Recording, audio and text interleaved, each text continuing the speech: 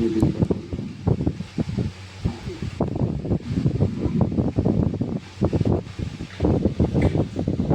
ब्रह्म वेदांत विदो वदन्ति पुरुषं प्रधानं तथान्ते विश्वे गतः कारमीश्वरं भा तस्मै नमो विघ्न विनाशनाय तस्मै नमो विघ्न विनाशनाय।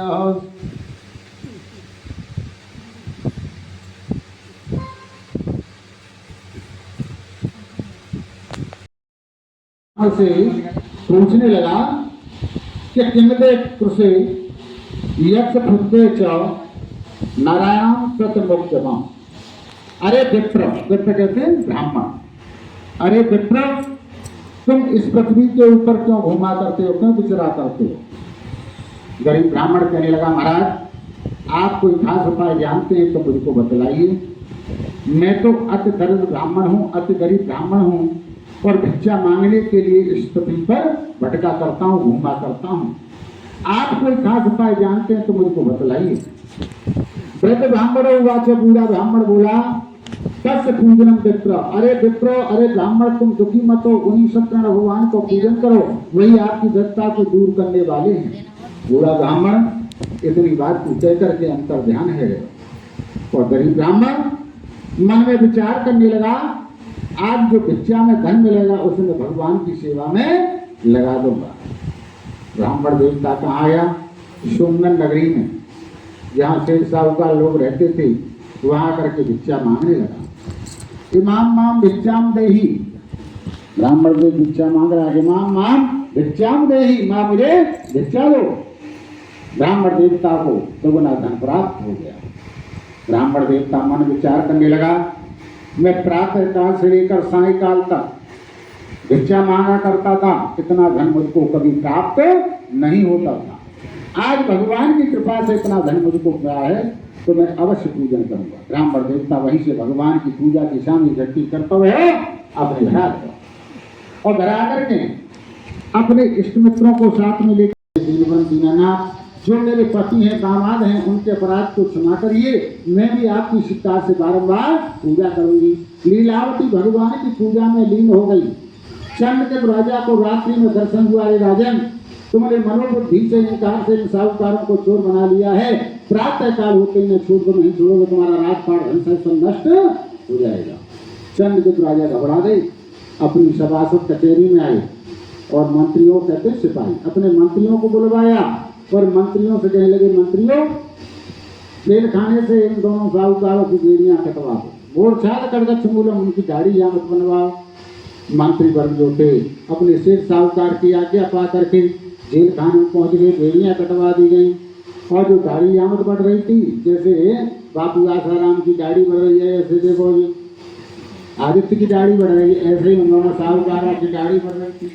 साहूकार घबरा रहे थे, आज हमारी आखिरी तारीख है, न मालूम राजा में काले पानी का हुक्म देगा, न मालूम फांसी की सजा देगा। घबरा रहे थे।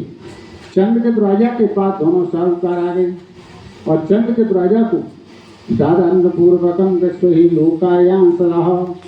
चंद्र के राजा उनके भजन में लगा होता, महल बनायो मैंने बड़े मन से, महल बनायो मैंने बड़े मन से, रह नहीं पाए अपने कर मन से, रह नहीं पाए अपने कर मन से, रह नहीं पाए अपने कर मन से।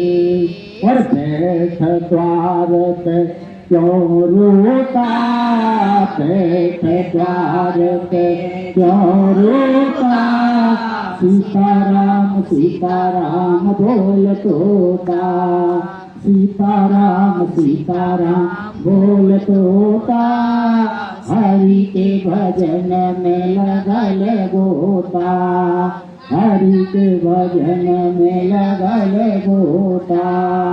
अरे बाग लगायो मैंने बड़े मन से, बाग लगायो मैंने बड़े मन से, और फल नहीं खाए अपने कर मन से, और फल नहीं खाए अपने कर मन से।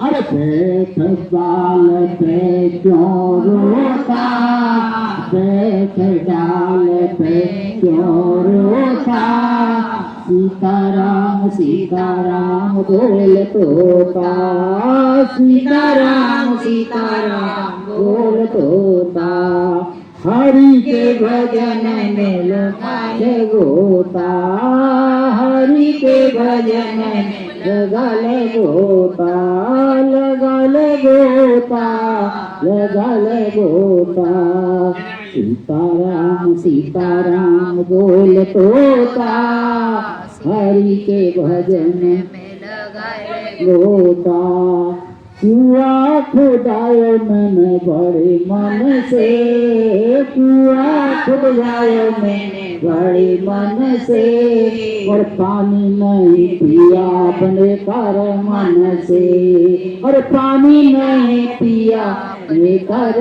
मन से, और बैठ तार पे क्यों रोता, बैठ तार पे क्यों रोता, सीताराम सीताराम बोल तोता, सीताराम सीताराम बोल तोता, हरि के भजन में लगा ले गोता, हरि के भजन में लगा ले गोता।